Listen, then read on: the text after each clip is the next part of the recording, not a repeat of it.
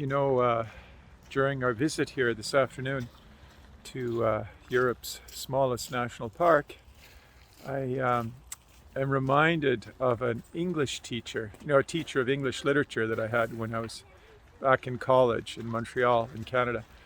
And she was a specialist in Elizabethan literature. And I think that was the 1500s in England, 1500s or 1600s. And one day I asked her why she became a specialist in that period. And she said, well, the first thing that appealed to her about it was that she loved reading so much, but she got so frustrated by how much there was to read of modern literature. And so she thought to herself that she would pick an era that where it was possible to actually read everything that had been written during that period in your lifetime. And she had done that. She had read all of the literature available in English during that century. I guess that's the time of Shakespeare, right? I'm just showing here how rusty my memory and knowledge is of all of my training in English literature. But that's what happens through the years. But yeah, since the park is so small, they have really great trails. There's not a lot to worry about or look after, and of course very well maintained. And as they say, it's one of southern Sweden's most natural deciduous forests. So there's a lot to look at, even though it's so small. It's very concentrated. Must be very beautiful in a couple of months, even beautiful in a different way with all of the spring flowers that will be emerging here, just carpeting the forest floor. You can see that here everywhere. Yeah, in their interpretation signs here, they really emphasize the microtopes, the way you have microclimates and micro ecosystems. And here they're very quick to point out how the stream here creates different vegetation and different fauna, insects and so on, that depend on it. And there we have Helene over there on the old bridge, and then the new bridge, and so on, and other folks going by there.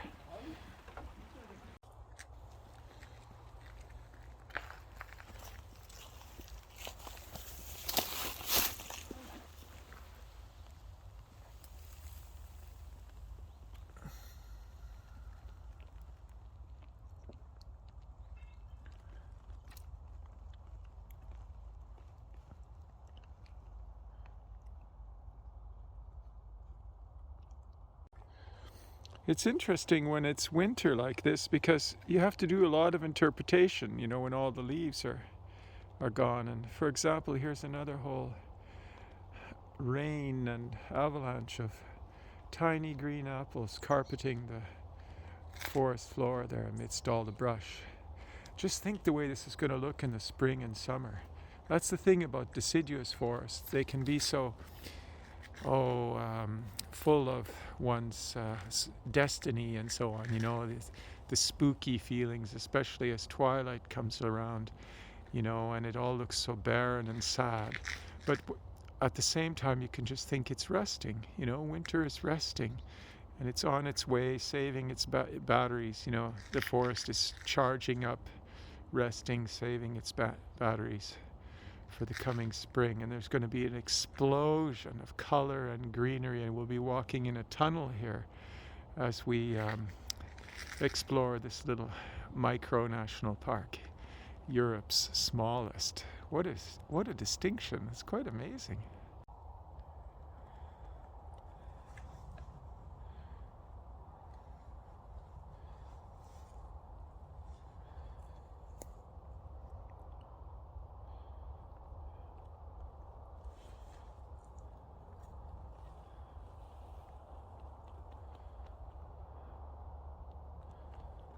Really fascinating what the insects have done here. They've basically just hollowed out these trees with their work, and that's the other thing about it being a national park, is that, as we found in Canada, you can also over preserve, like you prevent forest fires and you mitigate anything that otherwise, if left untouched by man, by humans, would be destroyed and wrecked and ravaged and then have to renew on its own. But you see an awful lot of these huge old trees that obviously haven't managed to withstand the storms, and then they block the trails and have to get sawed away, all the windfall. När det blåser mycket, då blåser det på alla. Food for the birds, energy hanging in the sky.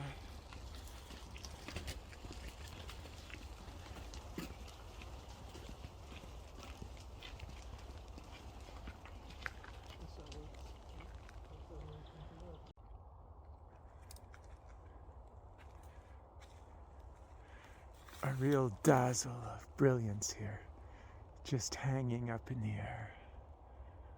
It's lovely.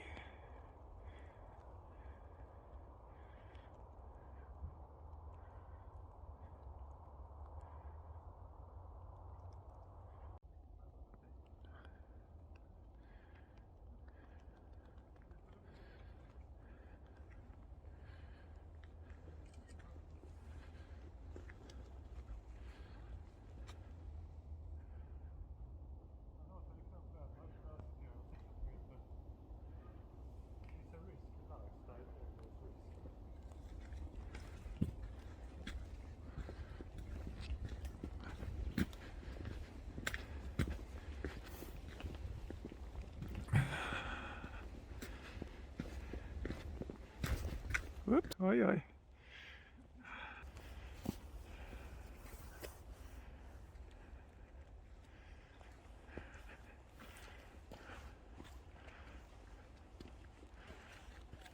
Here we have some trail signs, obviously. There you go. And then we'll take this direction for now, I guess. That trail there, this one that's called Raka vägen, it's the straight path. And we'll take the crooked path over this way. There goes Helene there. There's one of these, I think, really attractive little maps of the whole park. And we started over here, and then we've gone all the way around now, and I've been showing you little clips from there, and we're at this point. And where it said Raka vägen was there, and you see it's straight right across there. And here we are. And I mean, we've been out here maybe a half hour and we've gone more than halfway around the perimeter of the national park and seen quite a few people, a lot of people walking their dogs and stuff. But it's quite fascinating how there's so much crammed into such a tiny little place.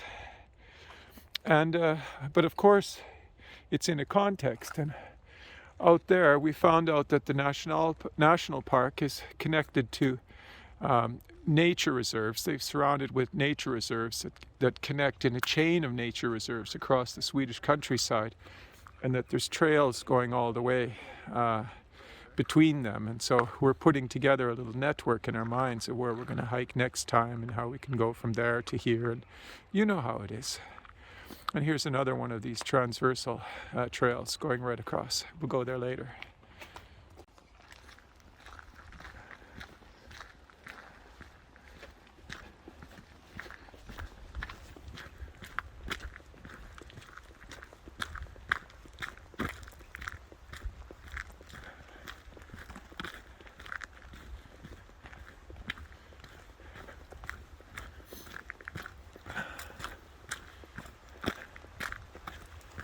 Hey.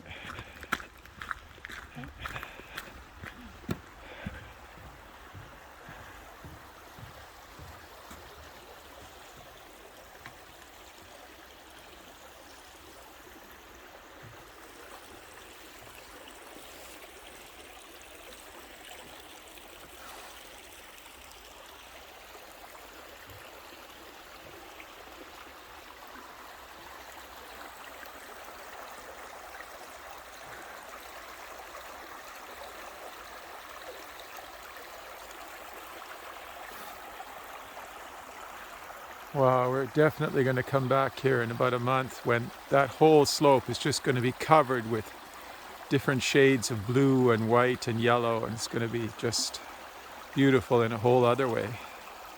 And of course it has its beauty today too. That's another story.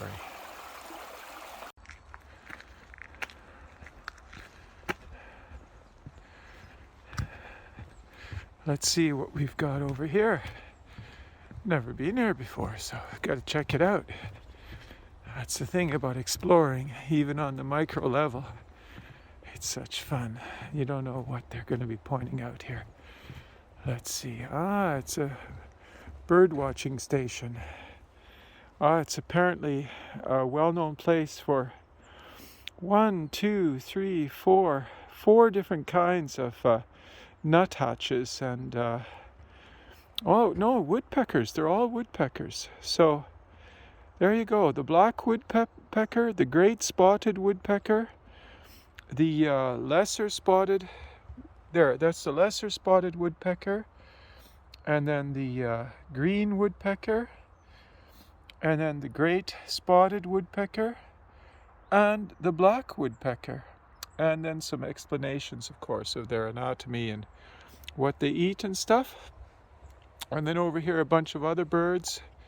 The stock dove, nuthatch, tree creeper, starlings, chaffinch or chaffinch, willow warbler, and various about birdsong in general. And there you go. And apparently it's a real oasis just because of the diversity and the fecundity of the place.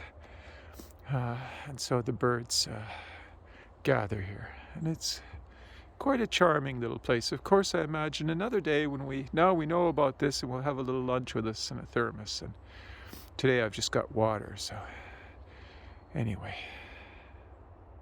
back we go. Yeah, and so we're getting back to the end here of our little circumnavigation around the perimeter of the entire national park this afternoon. I think we've been out so far about maximum an hour. You know, it would have gone a lot faster, but we've been stopping so much to look at everything and enjoy everything, all the detail that's there and that has been pointed out to us as well. And there's a very beautiful little ecosystemic thinking at work here. And so there we are across the Scanian plain towards the Baltic Sea and the Östersund, the strait across to Copenhagen off to the right. And here we come in to the sort of trail center and the interpretive signs and stuff over here. A lot of people out with their dogs and their kids and so on. It's fun. It's nice. Here we go. And then there. And I'm just going to go stand here by the little sign and finish off our little tour today. And there it says, welcome. Oh, you can read it yourself. Welcome to the smallest national park in Europe. Enjoy spring flowers and birdsong in one of Skåne's most natural forests. I wonder if they've changed this with the seasons. Obviously not, but well, lots of flowers in springtime anyway. But it's so cool.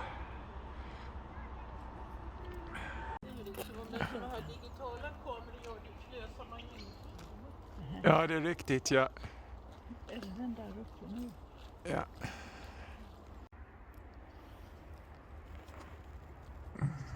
Right there, you see the woodpecker up there. Maybe it'll treat us again with its pecking. We got a nice little drilling sound a moment ago. Oh, there we go. It had enough, I guess. Yeah, the sun is on its way down and we're in the last few hundred meters of our afternoon walk.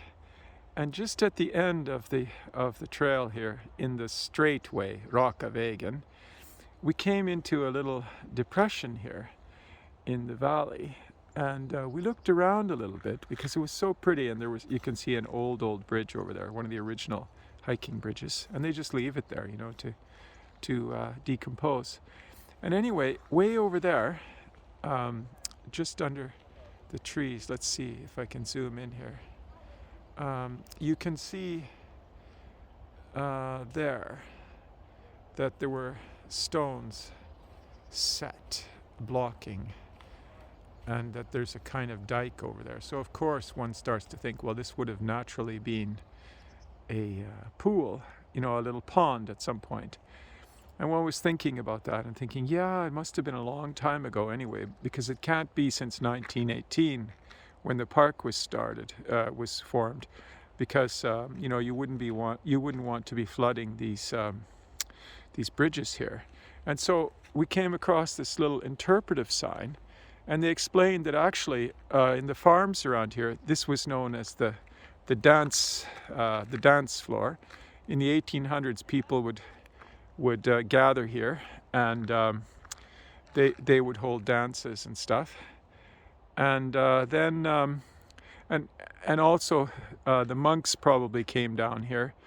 And that was in the bit about the monks was when there used to be a pond, and it turned on the sign, it said that indeed there used to be a pond here centuries ago, and the monks were in the nearby village of Dalby, and there was quite a large monastery up there, and they lived off the land here. So they speculate that it's quite possible that the monks kept carp down here, and you know, cultivated them, and it was part of their livelihood here. So it's very interesting, you know, reading the land as text, interpreting it, guessing what was here. And what is even more interesting is that they tell you about it and can correct your fantasies. This was also known as a place of trolls and gnomes, and on the sign here they tell a story about that, but I won't take your time reading that now. But we'll see, maybe later. Yeah, well, it's time for me to find Helene now. And I heard her voice coming from somewhere. And, oh, there she is. Yeah, she's rather camouflaged. Yeah, wow. Who knows where you'll find your wife on a winter's afternoon in Europe's smallest national park. Hey, Helene. Hey. What are you doing? I'm taking a nap. Taking a nap. Yes. Well, you fit in very well here. Your coat just fits beautifully. Is it nice? Comfortable? Very, very cozy. Oh, great. It's just what you needed, right? Yeah. Okay, all right. For the back. Good for the back, yeah. Well, anything that makes you want to come back here, I'm happy.